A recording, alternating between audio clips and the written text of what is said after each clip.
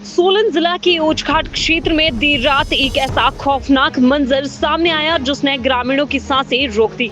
विशालकाय चट्टान अचानक पहाड़ से खिसककर सीधे एक 2 मंजिला मकान से टकरा गई और उसे तोड़ती हुई आंगन में आकर जा अटकी। गनीमत रही कि यह चट्टान कुछ पेड़ों पर अटक गई, वरना इसका कहर साथ लगते कई घरों पर टूट पड़ता और अनगिनत जाने खतरे में पड़ जाती। सुबह जब ग्रामीणों ने बाहर निकलकर उस महा चट्टान का आकार देखा तो सभी स्तब्ध रह गए। यह चट्टान इतनी विशाल थी कि उसे देखकर लोगों की रूह कांप उठी।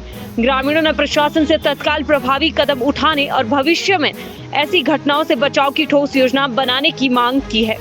यह हादसा एक बार फिर इस कड़वी हकीकत को उजागर करता है कि पहाड़ी इलाके में लोगों का जीवन हर पल खतरों के साए में बीत रहा है। पंचायत प्रधान पूनम ने बताया कि उन्होंने पहले ही इस चट्टान के खिसकने का आभास हो गया था, इसलिए रात को ही घर खाली करवा दिया गया था।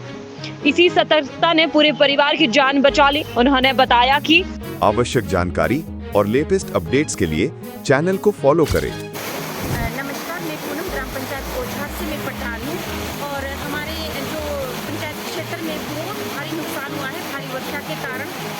आप देखो यहाँ पर सुबह 4 बजे इतना बड़ा पत्थर आया जिससे ये बिल्डिंग पूरी तरह से क्षतिग्रस्त हो गई है।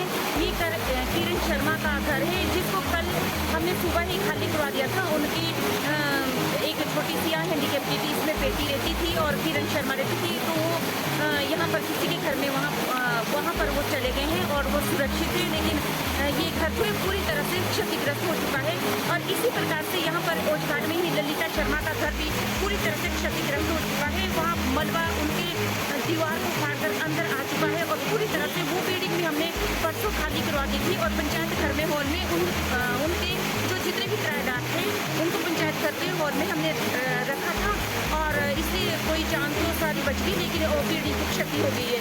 इसी प्रकार से मेरी पंचायत में 7-8 लोगों के जो गौ शेड थे वो पूरी तरह से गिर चुके हैं और एक गाय को तो हमने खुद वहाँ गिरे हुए ओबरे में से सुरक्षित निकाला है और बाकी तो डंगे वगैरह तो घर के आगे बहुत सारे जा चुके हैं और इस प्रकार से इस पंचायत क्षेत्र में भारी नुकसान हुआ है।